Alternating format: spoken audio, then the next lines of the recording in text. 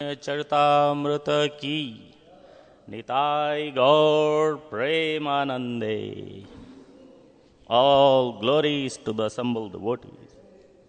All glories to the assembled devotees. All glories to the assembled devotees. All goes to Shri Guru and Shri Gauranga.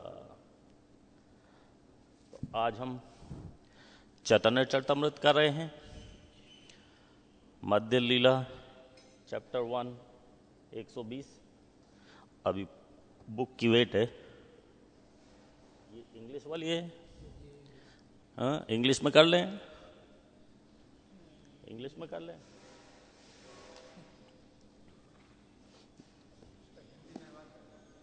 Hindi. हाँ, वो हिंदी के लेने गया है.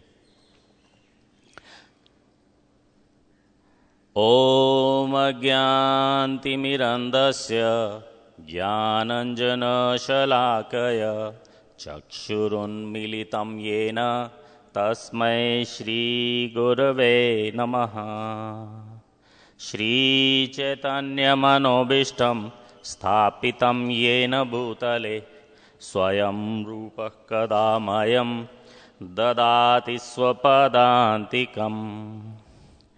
हे कृष्ण करुणा सिंधु दीनबंधो जगत्पते गोपेश गोपिका कांत राधा कांत नमोस्तुते.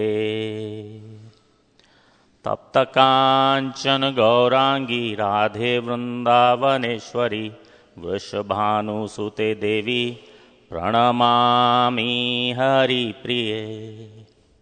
वाञ्छ कल्पतरुभ्यश्च कृपा सिन्धुभ्य एव च पतितानां पावनेभ्यो वैष्णवेभ्यो नमो नमः. जय श्री कृष्ण चैतन्य प्रभु नित्यानंद श्री अद्वैत गदाधर शिवासादि गौर भक्त वृंद. हरे कृष्ण कृष्ण कृष्ण हरे हरे हरे राम राम राम हरे हरे.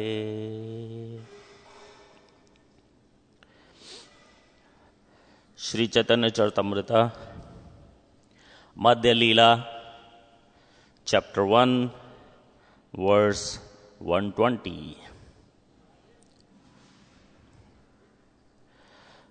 ब्रह्म समेत कर्णामृता दोई पुंथ पाया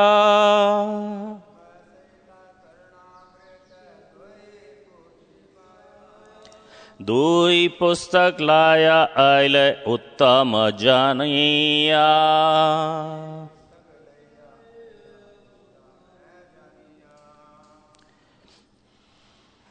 श्री चैतन्य महाप्रभु को 2 ग्रंथ और भी मिले, ब्रह्म संहिता तथा कृष्ण कर्णामृत. इन ग्रंथों को श्रेष्ठ मानते हुए वे उन्हें अपने भक्तों को भेंट करने के लिए ले आए.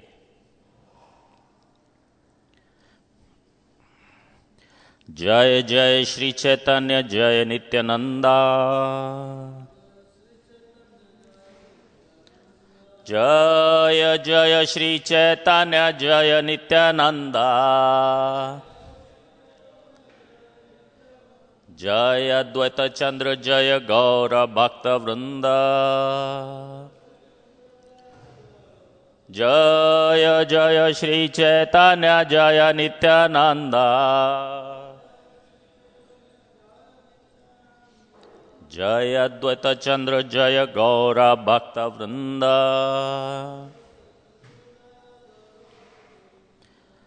तो इस श्लोक में तात्पर्य भी है. तात्पर्य by his divine grace AC Bhaktivedanta Swami Srila Prabhupada की. प्राचीन काल में छापे खाने नहीं होते थे, अतएव सारे महत्वपूर्ण शास्त्रों को हाथ से लिखा जाता था. जिन्हें बड़े बड़े मंदिरों में रखा जाता था, श्री चैतन्य महाप्रभु को ब्रह्म संहिता तथा कृष्ण कर्णामृत की हस्तलिखित लिखित प्रतियां प्राप्त हुईं। वे इन्हें अत्यंत प्रामाणिक समझकर अपने साथ लेते आए, जिससे उन्हें वे अपने भक्तों को भेंट कर सकें। निसंदेह उन्होंने मठाधीश की अनुमति ले ली थी। अब ब्रह्म संहिता तथा कृष्ण कर्णामृत दोनों ही की छपी हुई प्रतियां श्रील भक्ति सिद्धांत सरस्वती ठाकुर की टीकाओं के साथ में उपलब्ध है। तो यहां पे Chaitanya Mahaprabhu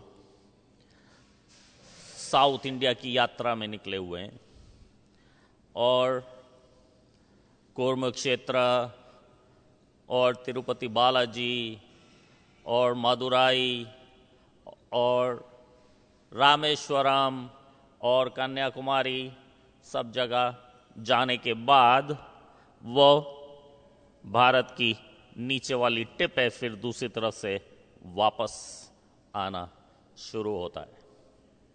India is a peninsula, और जब नीचे कन्याकुमारी तक पहुंच जाओ तो वापस आना शुरू करना पड़ता है दूसरी तरफ से।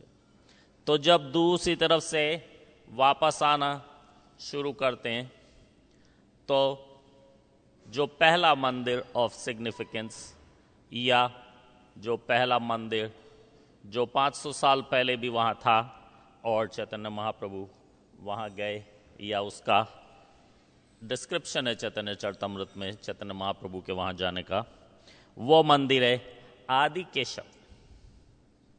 कौन कौन गया आदि केशव? कोई नहीं गया। मैंने हाथ खाली दिखाने के लिए ऊपर नहीं किया था, मैं गया हूं। ऐसा है कि साउथ इंडिया में बहुत प्राचीन हजारों साल पुराने सैकड़ों मंदिर और उनके अपने अपने स्टाइल हैं। खास तौर पे तमिलनाडु के मंदिरों के अपने स्टाइल हैं और केरला के मंदिरों के डिफरेंट स्टाइल हैं, डिफरेंट स्टाइल। तो ये जो आदि केशव है ये एक्चुअली आज की बाउंड्री के हिसाब से तमिलनाडु में है, लेकिन देखते ही आपको लगेगा ये तमिलनाडु का मंदिर नहीं है, ये तो केरला का मंदिर है, क्योंकि वो बिल्कुल केरलाइट स्टाइल में बना हुआ है। तो शायद पहले वो स्थान केरला में आता होगा और बाद में जो पॉलिटिकल बाउंड्रीज हैं बाद में दूसरी तरह से डिवाइड हो गई, तो आदि केशव मंदिर तमिलनाडु में चला गया। बहुत सुंदर मंदिर है आदि केशव। बहुत ज्यादा भीड़ नहीं होती अनलेस के वहां पे कोई मेला लगता है, कुछ जो वार्षिक उत्सव या जो कुछ होते हैं मेले होते हैं, लेकिन सब कुछ उसके हिसाब से बनाया हुआ है। आप जाओ तो 1000 गाड़ी खड़ी करने की आराम से पार्किंग है। If you park 1000 cars there, it would take it. It will not be overflowing. Huh? It is in Tamil Nadu, but it's in Kerala style. तो प्राचीन काल का मंदिर है, उस हिसाब से बना हुआ है या उत्सव के हिसाब से बना हुआ है। अंदर जाओ तो गलियारे भी, ये पूरा मंदिर यहां से लेके वहां तक जितना है उससे बड़े तो गैलरी है। जो गैलरी मंदिर में इधर उधर जाने के लिए from one area to the other, इतने बड़े के हिसाब से तो गैलरी है, जो कि एब्सोल्युटली एम्प्टी थी जब हम गए। हमारे साथ में वासु घोष प्रभु अपने बड़ौदा वाले थे, दीनबंधु प्रभु अपने वृंदावन वाले थे, और ये जो अपने क्या है वो प्रभु जी का नाम, जिनका वृंदावन में भी घर है, वृंदावन में बहुत बड़ा सा घर बना हुआ, हमारे गॉड ब्रदर हैं मंदिर के पीछे, एवरीबडी नोज हिम, एनीवे उनका नाम अभी ध्यान नहीं आ रहा ना, दीनबंधु नहीं, एस से कुछ नाम है, नहीं, केरल में रहने वाले, केरला में उन्होंने एक मंदिर की ओपनिंग भी की थी, श्रेष्ठ, यस श्रेष्ठ, श्रेष्ठा के मंदिर की ओपनिंग के लिए हम लोग गए थे। तो ये कुछ सीनियर डिवोटीज के साथ में हम भी वहाँ आदिकेशव गए, तो वर्चुअली नोबडी, लेकिन 3 ऑल्टर हैं और विग्रह 1। तो अगर आप फर्स्ट ऑल्टर में जाओगे तो Adikeshava is Vishnu, so first altar में जाओगे तो चरणों के दर्शन होंगे, चरणों के दर्शन, because the deity is laying down this way, the head this way and the feet that way. तो वो वाले ऑल्टर में चरणों के दर्शन होंगे। फिर बीच वाले ऑल्टर में आ जाओ तो उनके पेट वाले एरिया के दर्शन होंगे, नाभि, और उसमें से वो कमल निकलता हुआ, और उसके ऊपर ब्रह्मा जी, उनके भी दर्शन होंगे। और फाइनली जब आप तीसरे ऑल्टर पे आ गए तो मुखारविंद के दर्शन भी होंगे। So deity is one in the sense Lakshmi is also there, Brahma is also there, but really mainly one deity that you have darshan in 3 altars. और लंबे लगभग इतना ही है, लगभग इतना ही, या एक डीटी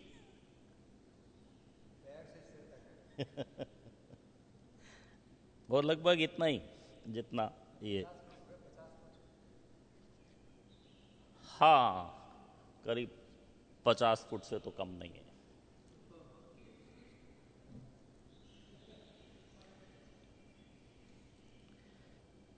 तो वहां पे चैतन्य महाप्रभु ने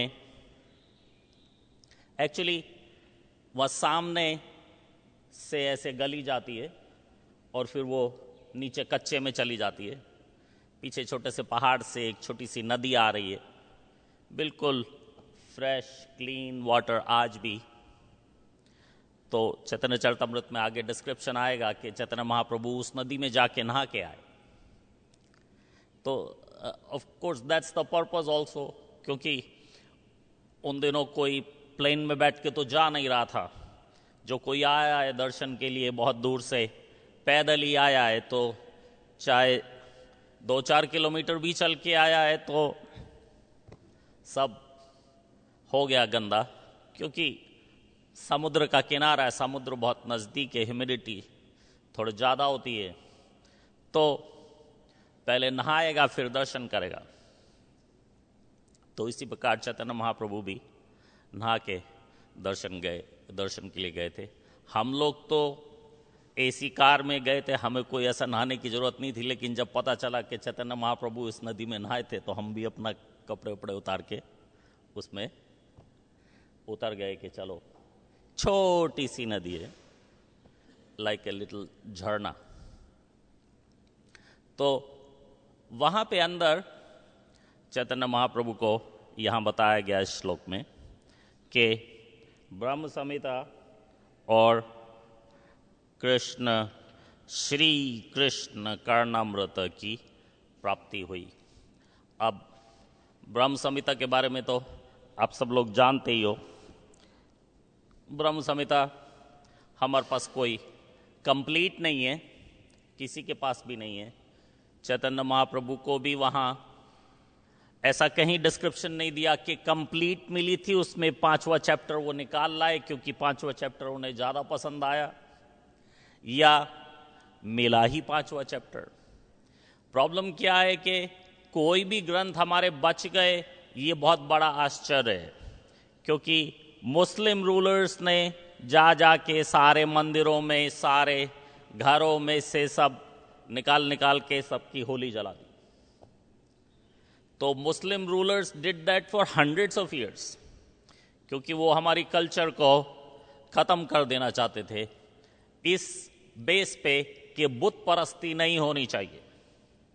बुत परस्ती मीन्स डीटी वर्शिप।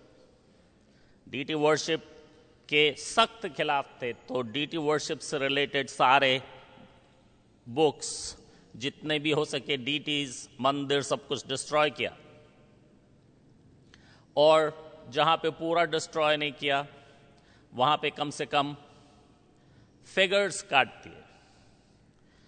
उनकी जो आर्ट है वो ऐसे, जैसे ये कोई फेस नहीं है, कुछ नहीं है इसमें। तो जैसे ये दीवारों पे हैं, उसमें फेसेस हैं पूरे, जैसे वो शायद वासुदेव कृष्ण को लेके जाते हुए, तो अगर उनको ऐसा मिल जाए तो वो सर को काट देंगे, शेव ऑफ, कि अब ये वो नहीं रहा, बुत नहीं रहा, बुत परस्ती से अलग हो गया। तो इट इज सरप्राइज कि कुछ भी मिल गया, कुछ भी रह गया। और बुक्स भी ऐसे नहीं, जैसे श्रील प्रभुपाद बता रहे, छापे खाने होते नहीं थे, किसी ने एक लिख दी तो लिख दी। अब वो टेम्पल में, उसमें लाइब्रेरी में है। अब अगर आपको और चाहिए या इसकी कॉपी आपको ले जानी है, तो ये स्मार्टफोन नहीं हुआ करते थे कि फटाक से उसकी फोटो खींच ली, ओके चलो हो गया नहीं, आपको उसको लेके बैठना पड़ेगा। ऐसा टेबल मिलेगा, आप वो ग्रंथ को इधर रख लो और यहाँ पे अपना उसको कॉपी करके अपना लिख लो और अपनी कॉपी अपने घर ले जाओ और ये वाली कॉपी वापस लाइब्रेरी में रख जाओ। That was the real purpose of the library. Otherwise, in today's culture, we hardly need a library. लेकिन लाइब्रेरी इसलिए होती थी कि आप जो कुछ भी आओ पढ़ो, वो एक ही कॉपी है। फिर अगर आपको चाहिए, अगर पढ़ लिया और हो गया तो ठीक, चाहिए तो उसकी कॉपी अपनी लिख लो, बना लो और वो ले जाओ। तो किसी तरह से चैतन्य महाप्रभु को वो 5वां चैप्टर मिल गया। और कितनी दुनिया में अभी चैतन्य महाप्रभु को, from the point he started at Adikeshav, he is just about at the farthest point, सबसे दूर है। इसके बाद तो अब उल्टा जाना शुरू होंगे। तो वहां से उन्होंने इतना केयर किया कि ये बुक्स इतनी ज्यादा इंपॉर्टेंट हैं कि इनको मुझे कैरी करके, अभी तो 1000 किलोमीटर से ज्यादा बाकी पैदल चल के जाना है चैतन्य महाप्रभु को। But he thought it was so important that he wanted to carry those books all the way. Jabki as a sannyasi, he was not even carrying a water pot. Have you seen any picture of Chaitanya Mahaprabhu carrying a water pot? I mean, in the Shatbhuj Roop, sometimes they picture him as carrying a water pot, but really, he didn't even carry a water pot, and now there's books to carry. So, he did think कि ये books बहुत important हैं. ब्रह्म संहिता के बारे में तो सब जानते हैं, लेकिन श्री कृष्ण कर्णामृता एक दूसरी बुक है जो बिल्वमंगल ठाकुर ने लिखी. बिल्वमंगल ठाकुर की लिखी हुई, हाथ की लिखी हुई श्री कृष्ण कर्णामृता किसी तरह से चैतन्य महाप्रभु को प्राप्त हो गई. तो मेजर टेम्पल्स में लाइब्रेरी होती थी और उसके लिए कॉपी बना के ले जाया जाता था. तो अगर जो उनके पास एक है तो it is not necessarily the original copy that Bilvamangala Thakur wrote by his own hand. There were some copies made for libraries कि इस लाइब्रेरी के लिए ये कॉपी बन के जा रही है, इस लाइब्रेरी के लिए ये, इस लाइब्रेरी के लिए. तो उनको वहां पे ये कॉपी मिल गई. इसके बारे में श्रील प्रभुपाद ने चैतन्य चरितमृत की आदि लीला के फर्स्ट चैप्टर के 57 श्लोक में बताया है, जो मैं यहां से पिक करना चाहता हूं, if I have your permission. चिंतामणिर्जयति सोमगिरिर्गुरु में शिक्षा गुरुश्च भगवंशि चिपिंच मौली यत्पादकल्पतरुपल्लवशेखरेषु लीला स्वयंवर रसम लभते जयश्री. ये चैतन्य चरितमृत में एक्चुअली बहुत सारे श्लोक चैतन्य चरितमृत के नहीं है. भागवतम में से, भगवत गीता में से और भी कई ग्रंथों में से उठा के इसमें डाले हुए हैं कृष्णदास कविराज गोस्वामी ने अपनी कंपाइलेशन में. तो ये श्लोक ऑल दो चैतन्य चरितमृत में है, लेकिन ये चैतन्य चरितमृत का नहीं है. श्रील प्रभुपाद बताते हैं कि ये तात्पर्य में कि यह श्लोक कृष्ण कर्णामृत से लिया गया है, चैतन्य चरितमृत का नहीं है ये. इसका अनुवाद है, चिंतामणि मेरे दीक्षा गुरु श्री सोमगिरी की जय हो, मेरे शिक्षा गुरु पूर्ण पुरुषोत्तम भगवान की जय हो, जो अपने मुकुट में मोर पंख धारण करते हैं. कल्प वृक्ष तुल्य के उनके चरण कमलों की छाया में जय श्री मीनिंग राधा रानी नित्य संगिनी के रूप में दिव्य रस का आस्वादन करती हैं.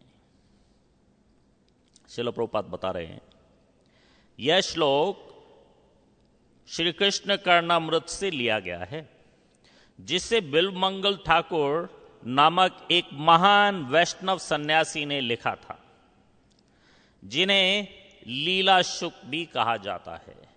क्यों कहते लीला शुक? क्योंकि ऐसा समझा जाता है कि जैसे शुकदेव गोस्वामी ने भागवतम में भगवान की लीलाओं का एक तरह से ब्रीफ वर्णन दिया, इन्होंने सुखदेव गोस्वामी से भी ज्यादा डीप लीलाओं का वर्णन दिया है. तो इसलिए इनको लीला शुक कहते हैं. वे भगवान की नित्य लीलाओं में प्रविष्ट होने के लिए उत्कृष्ट इच्छुक थे और वे 700 वर्ष तक वृंदावन में ब्रह्म कुंड के समीप रहे। 700 वर्ष। I don't know how to explain that. Hindi में भी वही लिखा है, इंग्लिश में भी वही लिखा है। 700 वर्ष। He is from the 8th century। 8th century नहीं, यहां पे लिखा है कि वे 700 वर्ष तक वृंदावन के ब्रह्म कुंड के समीप रहे। 700 वर्ष कलयुग में, और वो करीब 8th century में थे। तो I don't know how to explain that कि 700 वर्ष, लेकिन ऐसा ही बताया है। ये दिव्य लोग हैं और हो सकता है ऐसा ही हो, जो आज भी स्नान करने के सरोवर के रूप में विद्यमान है। ब्रह्मकुंड, किस किसने देखा ब्रह्मकुंड इन वृंदावन? वो पीछे वाली जो रोड जो जिससे गोविंद देव जी और श्रीरंगम जाते हैं, उस रोड पे आता है। तो वहां पे इनका आश्रम अभी भी है। बिल्वमंगल ठाकुर का जीवन चरित्र श्री वल्लभ दिग्विजय नामक पुस्तक में दिया गया है। वे द्रविड़ प्रदेश में 8वीं सदी शक संवत में उत्पन्न हुए और विष्णु स्वामी के प्रमुख शिष्य थे। तो ऑल्दो हम बिल्वमंगल ठाकुर को आचार्य मानते हैं, लेकिन ये हमारी परंपरा में नहीं है डायरेक्टली। लेकिन चैतन्य महाप्रभु ने इनको माना, तो इसलिए हम भी इनको अपने परंपरा के आचार्यों के समान ही मानते हैं। हमारे यहाँ बिल्वमंगल ठाकुर की बहुत चर्चा होती है। बिल्वमंगल ठाकुर के नाटक भी होते होंगे, तो क्योंकि इनकी लीला जो है बहुत ज्यादा नाटकीय है, इसलिए सारे इस्कॉन में सब जगह बिल्वमंगल ठाकुर के नाटक किए जाते हैं। तो उसमें पहले ये ले लेते हैं। बिल्वमंगल ठाकुर का विष्णु स्वामी के प्रमुख शिष्य थे, जिनसे द्वारका में शंकराचार्य के मठों में मठों की जो सूची मिलती है, उसमें बिल्वमंगल ठाकुर का नाम वहां के द्वारकाधीश मंदिर के संस्थापक के रूप में उल्लेखित है। उन्होंने अपने अर्च विग्रह की सेवा का भार वल्लभ भट्ट के शिष्य हरि ब्रह्मचारी को सौंपा था। बिल्वमंगल ठाकुर ने वास्तव में भगवान कृष्ण की लीलाओं में प्रवेश किया था। उन्होंने कृष्ण कर्णामृत नामक पुस्तक में अपने दिव्य अनुभवों एवं उपलब्धियों का उल्लेख किया है। इस पुस्तक के प्रारंभ में उन्होंने अपने विभिन्न गुरुओं को अपना नमस्कार अर्पित किया है। यह ध्यान देने वाली बात है कि उन्होंने सबकी समान रूप से वंदना की है। उन्होंने जिस प्रथम गुरु, क्योंकि उसने उन्हें सर्वप्रथम आध्यात्मिक मार्ग दिखलाया था, चिंतामणि की बात की है। चिंतामणि एक वैश्या थी। ये जो यहां पे हमने चिंतामणि पढ़ा, ये एक वैश्या का नाम है, जो उनकी शिक्षा गुरुओं में से एक थी, क्योंकि उसने उन्हें सर्वप्रथम आध्यात्मिक मार्ग दिखलाया था। चिंतामणि एक वैश्या थी, जिसने अपने प्रारंभिक जीवन में बिल्वमंगल ठाकुर से की घनिष्ठता थी। चिंतामणि ने उन्हें भक्ति पथ पर चलने की प्रेरणा दी थी, चूंकि उसने कृष्ण प्रेम द्वारा सिद्धि के लिए प्रयास करने हेतु इस संसार को त्यागने के लिए बिल्वमंगल को प्रेरित किया था। इसीलिए बिल्वमंगल ठाकुर ने सर्वप्रथम उसे ही नमस्कार किया है। तत्पश्चात वे अपने दीक्षा गुरु सोमगिरी को नमस्कार करते हैं और उसके बाद पूर्ण पुरुषोत्तम भगवान को, क्योंकि वे उनके शिक्षा गुरु थे। वे स्पष्ट रूप से मोर पंखों से युक्त मुकुट धारण करने वाले भगवान का उल्लेख करते हैं, क्योंकि वृंदावन के स्वामी गोप कुमार कृष्ण बिल्वमंगल से बातचीत करने और उन्हें दूध देने आया करते थे। Krishna himself came to deliver milk to Bilvamangala Thakur. बाबा ये लो, दूध पियो। भगवान श्री कृष्ण की स्तुति में वर्णन करते हैं कि जय श्री अर्थात श्रीमती राधा रानी दिव्य माधुर्य रस का आनंद लेने के लिए उनके चरण कमलों की छाया में आश्रय लेती हैं। संपूर्ण कृष्ण कर्णामृत ग्रंथ श्री कृष्ण तथा श्रीमती राधा रानी के दिव्य लीलाओं को समर्पित है। यह ऐसी पुस्तक है जिसे श्री कृष्ण के सर्वोच्च उन्नत भक्तों को पढ़ना तथा समझना चाहिए। श्रील भक्ति सिद्धांत सरस्वती ने इस पुस्तक के ऊपर अपनी टीका और सब कुछ लिखा है। श्रील प्रभुपाद ने उसको रिपीट नहीं किया। ये दोनों पुस्तक श्रील प्रभुपाद ने रिपीट नहीं की, भक्ति सिद्धांत सरस्वती की ऐसे के ऐसे ही एक्सेप्ट कर ली। तो मेनली यहां पे लीला ये है, जैसे कि शायद तुलसीदास जी की भी थी। तुलसीदास जी का ऐसा बताया जाता है कि उनकी पत्नी से मिलने के लिए इतने बेकरार थे कि रात को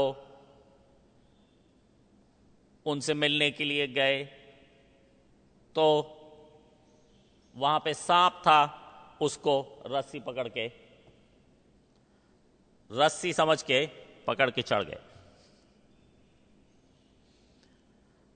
तो उनकी पत्नी ने गुस्से में उनको डांट के कहा कि इतना प्रेम, इतनी इच्छा, इतनी निष्ठा, इतनी भक्ति अगर भगवान की कर लेते तो तुम्हें भगवत प्राप्ति हो जाती। तो बिल्वमंगल ठाकुर की भी चिंतामणि के साथ ऐसी ही कथा है। चिंतामणि वैश्या है, इनकी पत्नी नहीं है, और चिंतामणि को मिलने के लिए इन्होंने भी कठोर परिश्रम किया और चिंतामणि ने इनको डांटा कि आप केवल मुझे हार मास की स्त्री को मिलने के लिए इतनी रात को इतना कठिन परिश्रम करके अपनी जान को जोखिम में डाल के आप मेरे पास तक आए हो। अगर जो इतना ही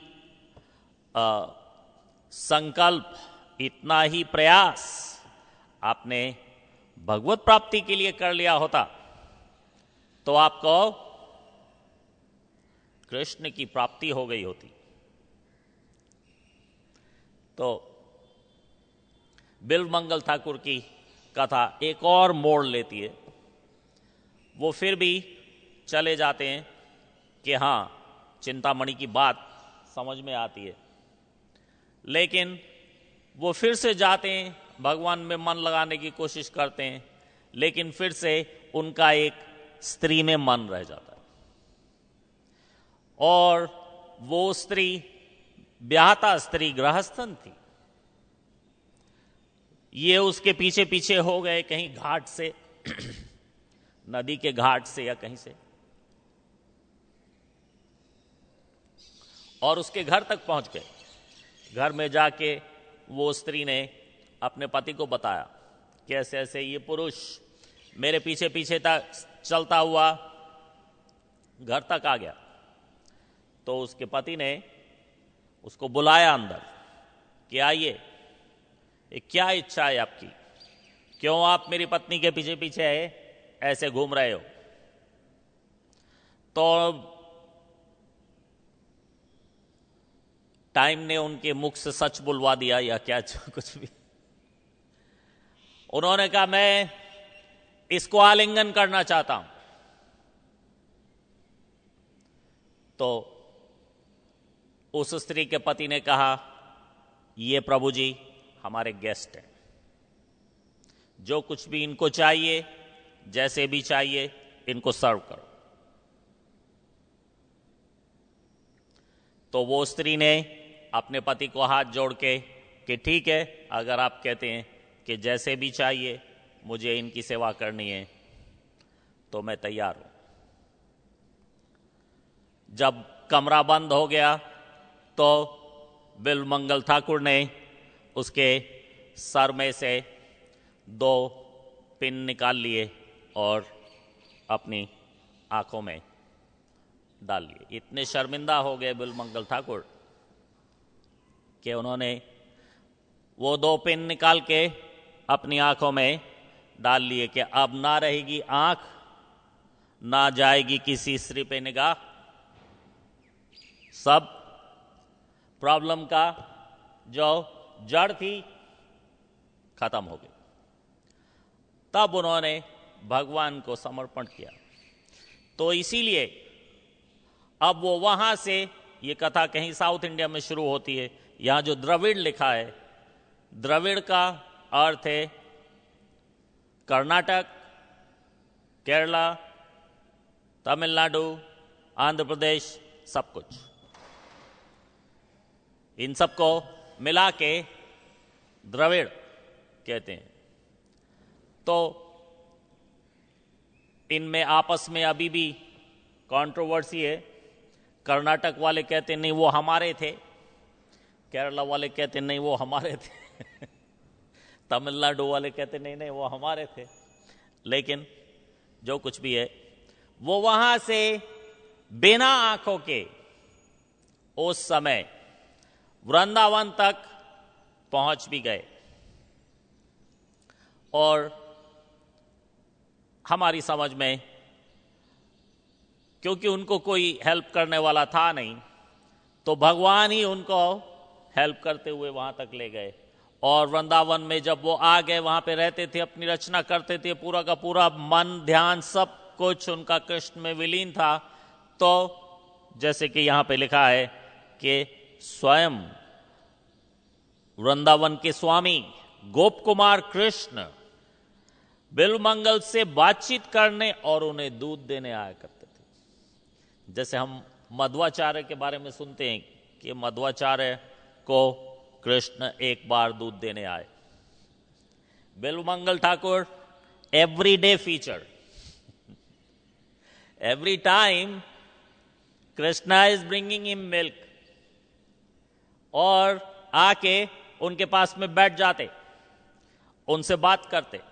अब उनके मन में तो राधा कृष्ण की लीलाएं चलती थी। तो एक बालक मिल गया बैठने बात करने के लिए। अब कोई ऐसा तो है नहीं कि बहुत सारे लोग थे वहां, too much to choose from. तो जो कुछ भी उनके मन में अंदर से राधा कृष्ण की लीलाएं आया करती। तो कभी कभी लिखने से सोचते कि मेरे मन में ठीक आ रहा है कि कुछ गलत आ रहा है। तो जब ये गोप कुमार आता तो गोप कुमार से कंफर्म कर लेते कि गोप कुमार, मैं ऐसा सोच रहा हूं कि राधा कृष्ण की लीलाएं कुछ ऐसे हुई होंगी, तुम्हारा क्या विचार है? गोप कुमार, हाँ हाँ यही है, मुझे भी ऐसा लगता है यही हुआ होगा कृष्णा himself is confirming कि हाँ, आपके मन में जो विचार आ रहा है, क्योंकि राधा कृष्ण की लीलाएं इन्होंने कहां देखी हैं। तो जो वैष्णव लोग हैं वो तो इन्हें और थोड़ा सा सुखदेव गोस्वामी से ऊपर ही मानते, क्योंकि सुखदेव गोस्वामी ने राधा कृष्ण की लीलाओं के बारे में क्या बताया? कुछ नहीं। राधा कृष्ण की लीलाओं के बारे में सुखदेव गोस्वामी ने कुछ नहीं बताया। तो इसलिए इनको कहते हैं कि ये लीला शुक है।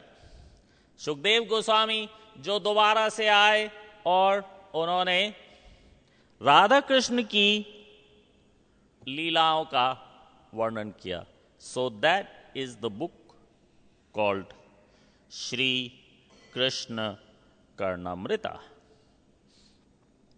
संपूर्ण कृष्ण कर्णामृता ग्रंथ श्री कृष्ण तथा श्रीमती राधा रानी की दिव्य लीलाओं को समर्पित है। यह एक ऐसी पुस्तक है जिसे श्री कृष्ण के सर्वोच्च उन्नत भक्तों को पढ़ना तथा समझना चाहिए। तो दूसरे शब्दों में श्रील प्रभुपाद यहां कह रहे कि नियोफाइट डिवोटीज को इस पुस्तक के आसपास जाना नहीं चाहिए। वेरी वेरी हाईली एडवांस, सर्वोच्च उन्नत भक्तों को यह पुस्तक पढ़नी चाहिए। तो श्रील प्रभुपाद ने अलग अलग समय पे, अलग अलग स्थान पे, कई जगह श्री कृष्ण कर्णामृता को कोट किया है। बीच बीच में एक श्लोक कहीं से उठा के श्रील प्रभुपाद ने कोट किया हुआ है। लेकिन पूरा ये कृष्ण कर्णामृता, श्रील भक्ति सिद्धांत सरस्वती ने इसके ऊपर टीका लिखी है, लेकिन मुझे पता नहीं वो प्रिंट में है कि नहीं, कहीं मिलती होगी। लेकिन जो भक्त लोग समझते हैं कि वो सर्वोच्च उन्नत भक्त की श्रेणी में आते हैं, उन्हें वो राधा कृष्ण की लीलाओं का, अभी तो जयदेव गोस्वामी की जो लीलाएं लिखी हुई हैं, उन्होंने इस दुनिया में बहुत बड़े बड़े कंफ्यूजन खड़े किए हुए हैं। लोग राधा कृष्ण की लीलाओं को क्योंकि भौतिक माइंड से समझने की कोशिश करते हैं, तो वो समझ में नहीं आती, क्योंकि वो जो शारीरिक संबंध है उससे ऊपर उठ नहीं पाते। तो अगर जो शारीरिक संबंध से, भौतिक बुद्धि से हम ऊपर उठ नहीं पाएंगे, तो इस तरीके के ग्रंथों में जाके और ज़्यादा कंफ्यूज होने वाली बात है। ठीक है? एनी क्वेश्चन और कमेंट? यस।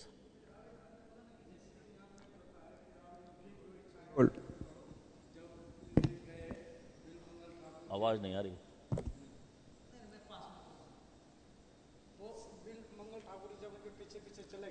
हाँ,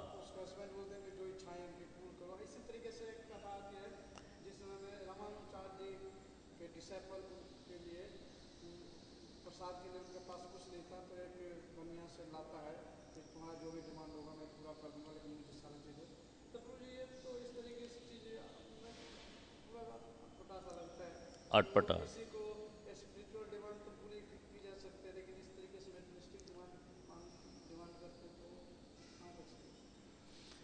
हाँ, ये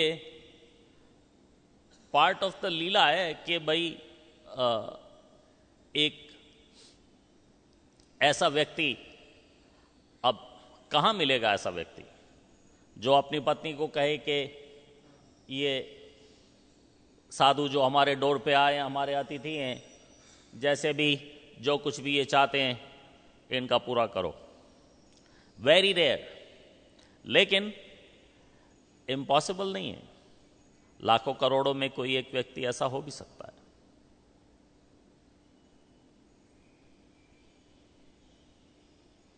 लाखों करोड़ों में कोई एक व्यक्ति हो भी सकता है ऐसा। एवरीडे नहीं मिलेंगे ऐसे लोग आपको। जैसे कि हर चाय वाले के घर नरेंद्र मोदी का जन्म नहीं होता, लेकिन एक चाय वाले के दिन के घर एक बार नरेंद्र मोदी का जन्म हो गया, तो ये बहुत रेयर फिनोमेना है। नहीं, करनी तो नहीं चाहिए, लेकिन वो भी उसको लज्जित करने की कोशिश कर रहे हैं। उनको मालूम है कि मेरे घर में आके मेरी पत्नी को ये क्या करने वाला, लेकिन उसकी लज्जा से मर जाए वो। जैसा हमारे जीबीसी हैं कनाडा में, उनका नाम है भक्ति मार्ग स्वामी, तो वो प्रचार का तरीका बताते हैं। वो कहते हैं इंग्लिश में कि when a devotee comes to the temple you should kill him with your kindness. उसकी इतनी दया करो, इतनी दया करो, इतनी दया करो, उसके ऊपर मर जाए वो दया से।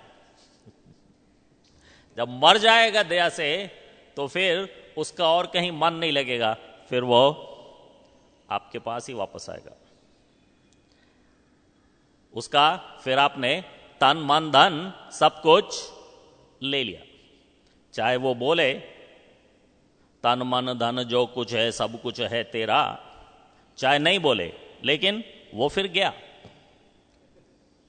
जैसे ये सब लोग बैठे, सब कुछ अपना दे के यहीं के हो गए, तो it is the act of kindness. वो उसकी दयालुता की, सहिष्णुता का अंत है। वो दिखाने की कोशिश कर रहा है कि ले, यही चाहिए, ले, अब बोल। तो उन्हें लगा, ओ माय गॉड, देखो ये व्यक्ति कितना महान है और मैं कितना नीच हूं।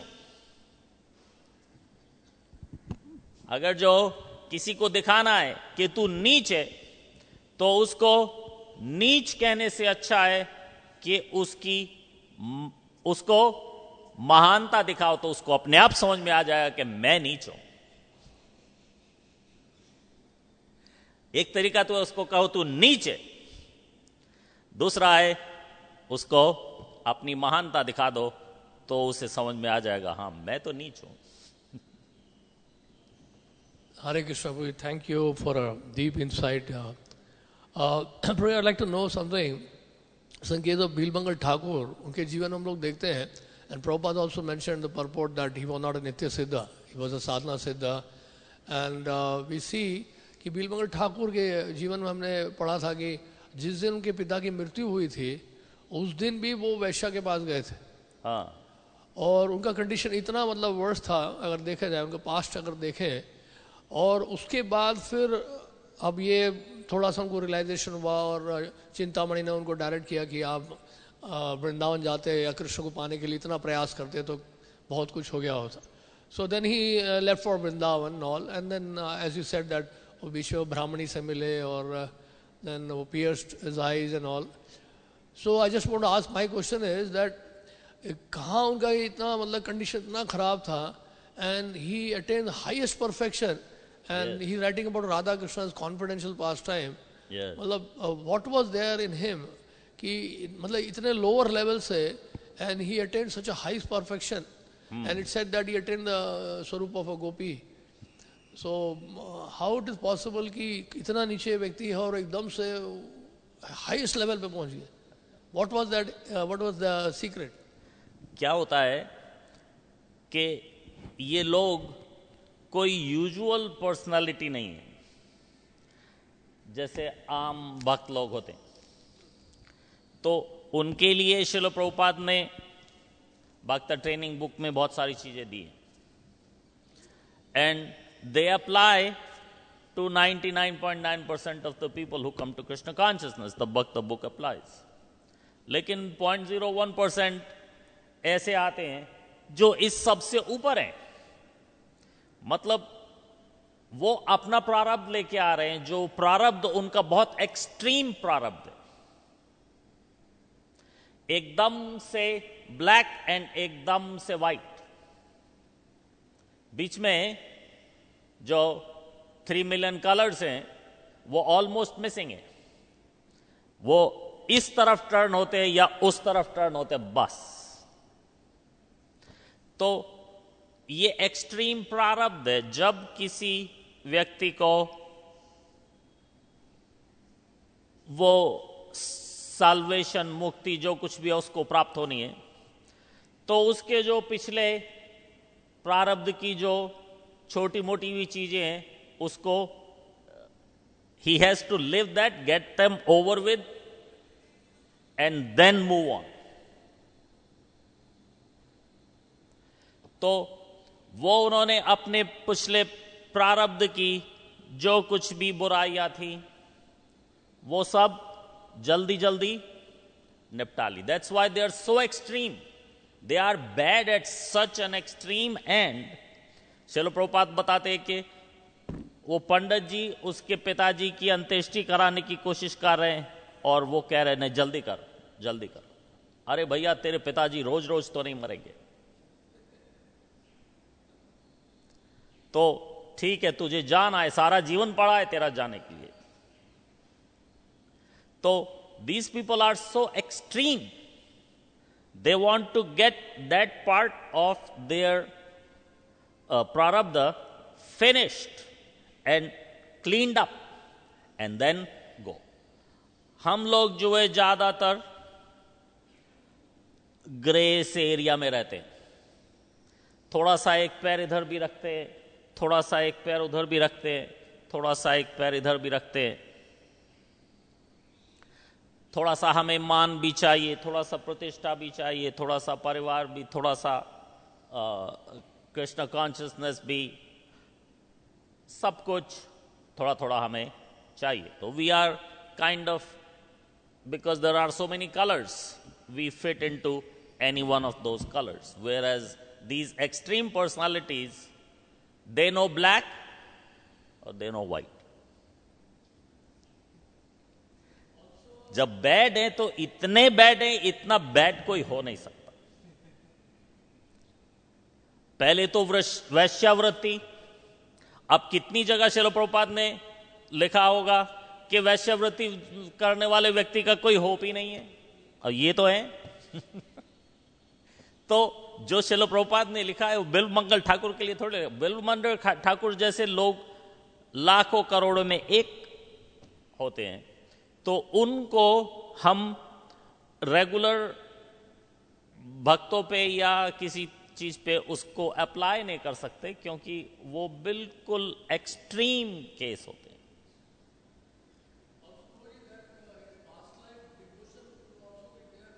यस, ऑफ कोर्स, नहीं तो उसको कैसे,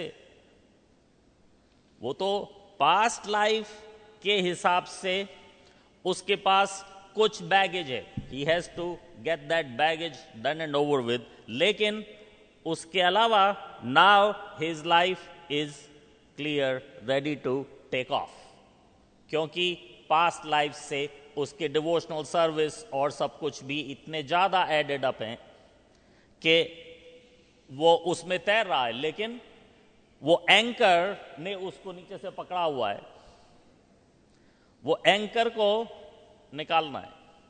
तो वो एंकर को जाके एक लाइफ में जाके वो निकाल के, कुछ लोग एक लाइफ में एंकर निकालते हैं और फिर दोबारा से ये सब चीज खत्म कर दी,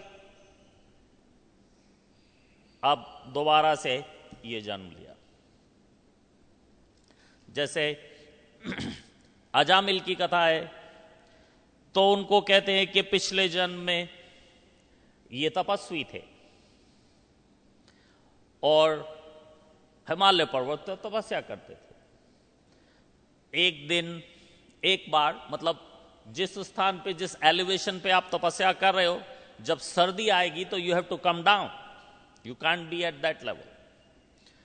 तो सब तपस्वी नीचे आ गए, ये अपने ध्यान में इतने मगन कि इनको पता ही नहीं चला विंटर आ गई।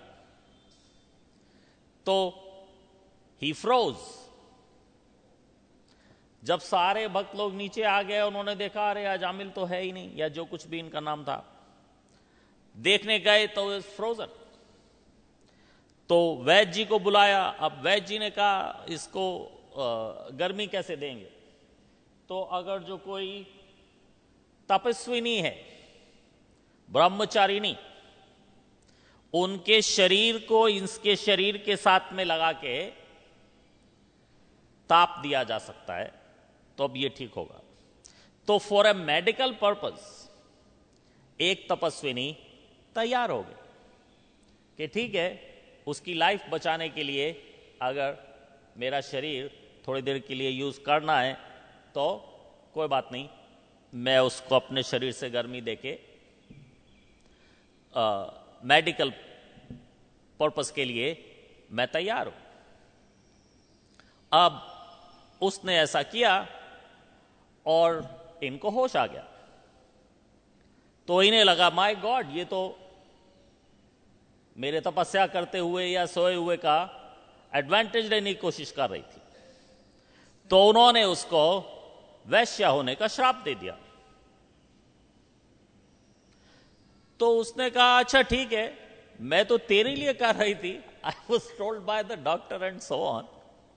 Now if you cursed me to become a vaishya, then I counter curse you to go around me. तो it is not only Ajamila, वो वैश्या भी तपस्विनी थी। और जब अजामिल को वो हो गया अपना रियलाइजेशन, सेकंड चांस, तो उसको भी हुआ, वैश्या को भी। She also went and surrendered the rest of the life and she also went back home, back to God. तो ये एक्सट्रीम है। क्यों? क्योंकि लाइफ तो उसकी वो है, लेकिन बीच में ये कर्स आ गया। अब वो कर्स उसको जीना है, तो जल्दी से जल्दी वो उसको कर्स को निपटा के आगे बढ़ना चाहता। तो इसलिए अजामिल इतना सब किया क्योंकि पिछले जन्म का हिसाब किताब बराबर करना था। फिर वो होते ही second chance, now ready to go. तो इसी तरह से कुछ इनका भी होगा। ये जो पर्सनालिटीज हैं, they are very rare to say the least. They are not your run of the mill. Thank you. Jagat Guru शिल प्रभुपाद की निताय गौर प्रेमानंदे। All glories to the assembled devotees. All glories to the assembled devotees. All glories to the assembled devotees. All glories to Sri Guru and Sri Gauranga. We don't have too many in the temple room, but we have 104 over here, assembled devotees.